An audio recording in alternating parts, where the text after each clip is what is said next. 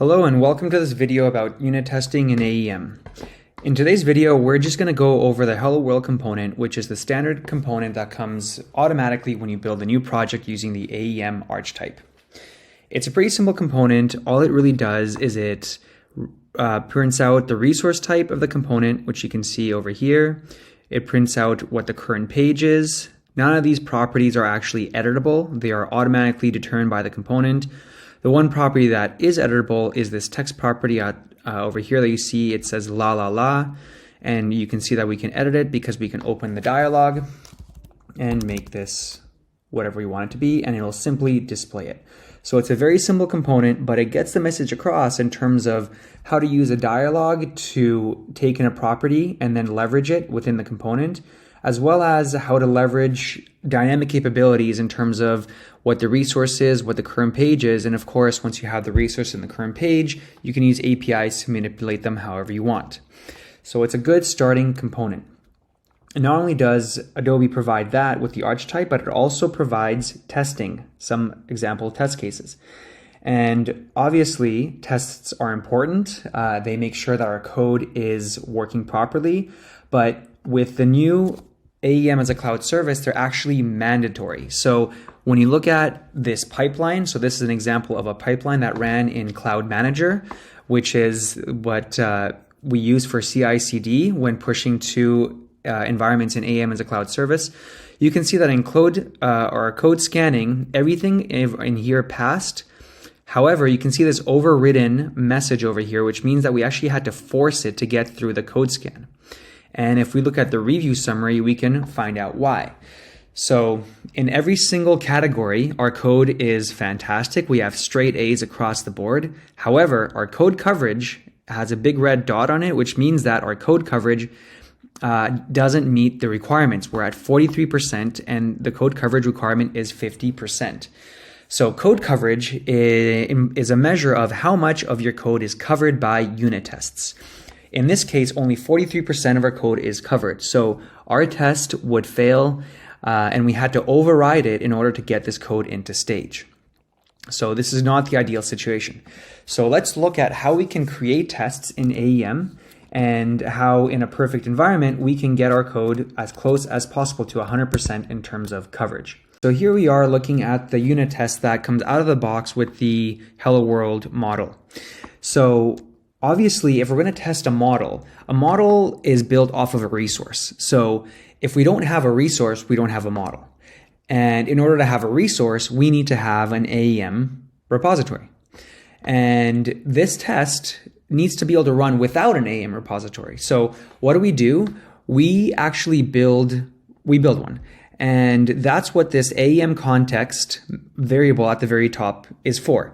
So with this invocation here, we create a context variable that is basically an empty AEM repository. It's got nothing. And we then build what we need it to have, right? So for this test, we need it to have a page, right? Because the component has to live on a page. So here we go. We take the context variable, we invoke create, and we pass in the page path that we want to generate. So after this invocation, our context has a page and that's it. And after that, we need to create the actual component itself. So then we also invoke create resource and we pass in some parameters. So what do we want it to have? We want it to have a resource type of that points to our Hello World component. And then we also want it to be inside of the page that we also generated. And we want to call the node hello. So those are the parameters. So now our little AEM context has a page, and that page has a resource whose Sling resource type points to our component. So that is enough to then take that and transform it into our Hello World model. And that's what we're doing here. We're taking that resource that we created, we're adapting it to the Hello World model, and we now have an instance of the Hello World model class, which is living in this hello variable. Okay, so now we can start to run tests on it. So the other thing to note is the annotations that you can see within our code. So the setup method has the before each annotation. And the test method has the test annotation. So the test annotation is pretty straightforward. It tells our build that this method contains tests, and the tests, if they fail, then the build fails. So we tell the build to make sure that everything in this method runs during the build, that everything passes, and if it does, then we can continue. If it doesn't, it fails. The before each annotation tells the unit test module that we need to run this method before every single one of our tests. So of course, in this case, we only have one test, but hypothetically, if we had more than one, then these tests could actually be modifying the variables that are set up in our initial method here. So by annotating it with before each, then we tell the build module to run this before every single test, to start with a fresh set of variables. Okay, so now that we understand the setup method, we can actually start looking at how to run the test. Now the test obviously has to test the methods that the Hello World model puts forth. So we should look at what it does, and then we can start to understand the tests. So here we have the model itself, and you can see that what it does is it has this get message method that returns a message, and the message is composed of Hello World, it's composed of the resource type that gets printed out, and it's composed of the page that also gets printed out. So it's basically just this string that gets concatenated with a whole bunch of information. Okay? And from here, we can start to understand what the test is doing. So when we invoke hello world.getMessage, then we need to make sure that this message is not null, which is what this assertion method does here. We need to make sure that the message contains the resource type, because that's one of the pieces of the puzzle here, the resource type itself. Here we are in the model again. So the test makes sure that the message contains the resource type. And the test also makes sure that the message contains the page path. So if all of this works out, then we have successfully passed the test. The Hello World model is working as expected. It's also relevant to look at the types of methods we use for these tests. So in this case, we have at the beginning assert not null, which makes sure that the variable you're passing in is not null, of course, and then assert true. Now there's also obviously a whole bunch of other methods, such as assert false, which will make sure that the value we're passing in is false. In this case, we're making sure that it's true. Of course, we want the resource type to be part of the message. And there's also assert equals, where you're comparing two different values and you're making sure that they're the same. And there's a lot more assertion methods available, such as greater than, less than, etc., etc. So all kinds of comparisons. Anyway, so in this case, we understand what the Hello World model is doing. It's creating a message that's composed of the resource type and the page's path. And we're making sure that it does indeed contain that in the test. So once we have all that, we can run the test via the build, or as you can see, we have this little checkbox that my IDE puts forth. A lot of IDEs will do that. This is VS Code in this case. I can run the test right from here. I can click on this little checkbox and it'll run right in here, right? Because as we said before, this test is configured to be able to run without an actual AEM repository. So we can run it right from the IDE because it generates the repository that it needs in the setup method, and it tests itself right here. So not only is this a great way to test your code, but you can also use it to run your code in your IDE before you actually deploy it. So let's say, for example, we also wanted to test the value that you write in through the dialog. So as we saw before, the dialog takes in a piece of text that gets written at the very top here. Now, the Hello World model doesn't actually return that for us. That piece of information over here, it's returned via the properties HTML variable. So it doesn't actually come in through the model. Only the message comes in through the model, as you can see here in the code. So if we wanted to modify this test to also return that value for us, we'd have to first create this in the Hello World model. So at value map value, and we'd say private string text. And over here we'd have a public string get text, return text. Okay, so the only issue is, oh, I'm in the test. No, I'm good. Sorry. So now we can also include this in our test here. So we want to make sure that we can maybe give it a string expected value. Expected value equals la la la. And then we can say assert equals expected value and hello, which is our Sling model, dot get text, which is that method that we just created. And since assert equals isn't already included, we have to include it in our, we have to import it. So I'm just gonna do it through here. Assert equals is now part of our class. So the only problem with this situation here is that this property here, the text property that we're gonna get via this method over here, it's not part yet of our setup, right? So we actually only created a resource that has a resource type and that lives on a page, but we didn't include any properties. So this test right now is gonna fail. Right? It failed. So how can we also include another property on this resource? So at this point, it might make sense to not actually create all of these properties manually, but to actually create them via the use of a JSON file. So if you look at my resources here, underneath the core project where we have our source main, we also have tests where all our tests live, and over here we have our resources. And resources, in this case, I have a JSON object that represents an entire page that contains the model that we're working with. So you can see we have the word sample, it's of type CQ page, it's got the JCR content node that contains all of my components, it's got the root node under that, it's got the container node under that, they all have their resource types. And within that, at the very bottom, I've got my hello world component with its resource type. And you can see that along with that, I have the actual text property that it has. So what I can do, instead of creating these pages and resources manually, I can take that JSON file and import it into the context. And it's kind of similar. So we've got our context variable, and instead of saying create, I am going to invoke the load method. And I'm going to pass in, I'm going to say it's going to be a JSON file that comes in. I'm going to provide the path to the JSON file, and I'm going to specify under which node I want it to get created. And in this case, it's going to be /content.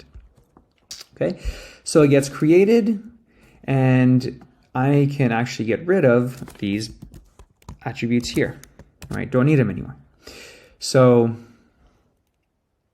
after that, now I've got my page, and I'm going to I'm going to obtain a resource that lives underneath that page, right? So as we saw before, I've got the sample page, JCR content, root, container, and underneath that I've got my hello world component.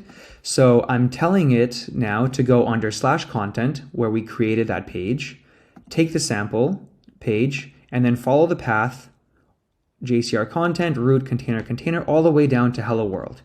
And that is now my resource. And from there, I can take the resource, adapt it to hello world model. Got to make sure I'm consistent with my naming. So resource adapt to hello world model. So now I've got an actual fully functioning version of the resource, and not just this little shell that I made up here. And let me run the test again. Okay, so earlier, actually let's carry on. So let's see, it's probably going to fail again. Okay, illegal state exception. Right, so when we create variables using the using JSON variables and JSON files and the load method, there's actually an extra dependency that we have to include. So this is something that I can just include in the video notes. I don't expect you to actually keep up. It's the Xerxes dependency that has to be included in the parent POM. And as always, when we include something in the parent POM, it also has to go into the core POM. So I'm going to also paste it in here and remove the scope and the version. And from there on in, we can try this again. So let's see if it'll work this time. Run the test. Okay, it's running. There we go. So now it's actually getting into the test method, and we can see where it failed, right? So assert not null passed, assert true passed because the resource type is included in the message, but what failed is the page path. So why did the page path fail? Failed because I don't have a page object anymore. So it's been commented out, and over here it's going to run into a null pointer exception. So what can I do about that? Well, I have to actually use this context that I created here with this JSON file and obtain a page from it. So how do we do that? Well, we say page equals, and from the context we will obtain its resource resolver. And this is just kind of general AEM stuff. The only part that's unique is how do we get the resource resolver from the context? And that's how you do it. Once you have the resource resolver, it's all the same. We want to adapt it to a page manager, and we want to get the page at /content /sample. Okay, so basically up here we're setting up our variables, and then down here we're taking the actual model and we're comparing it to that. So let's run the test again now that we have a proper functioning page. So this is kind of like the expected value, and here we're checking it with the actual Sling model. So let's run it again. Proceed. And okay, great. So it now got through the actual page also, and it failed over in the assert equals. And it even tells us why. So the expected value that we passed in was la la la, but what we actually received was la la la with a smiley face, right? And that's because that's what was printed out in our sample page JSON. So we have two options. We can either fix it here or we can fix it here. I think it's best to keep the JSON the way it is because that was generated from an actual page. So what do I mean when I say the JSON was generated from an actual page? So to answer that, we actually need to look at how that JSON that JSON file was created. So obviously I didn't write this all by hand. AEM actually has a way to transform any page into a JSON file. So what I did is I just went into the page itself, USEN, and then instead of invoking .html, which will get me the actual page, I invoked the JSON renderer.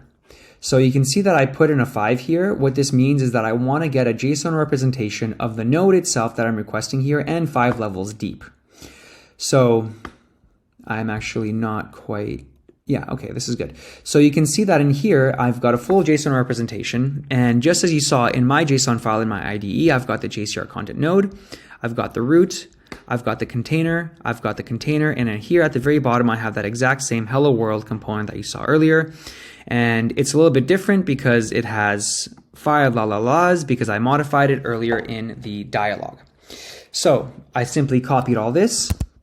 I pasted it in a JSON file, which we saw over here, and I provided the name of the file of the node that I wanted a page to be at. Right, so put that, and now I've got my JSON file, and I'm able to use it in my test. So let's be consistent. We modified that component to have 5 la la la's. We have a smiley face. Let's put it all in there, and let's make sure it's running properly.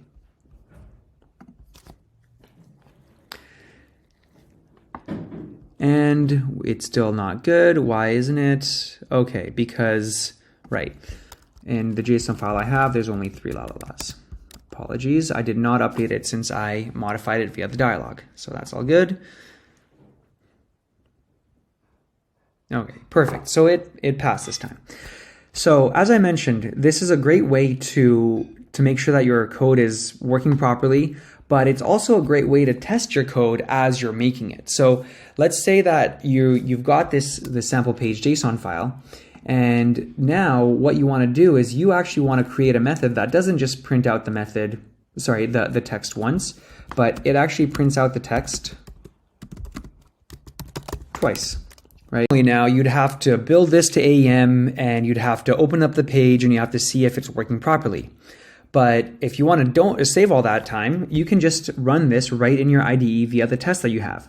So you can just change the expected value. We have la la la twice printed out, and we can run the test to see if it's working.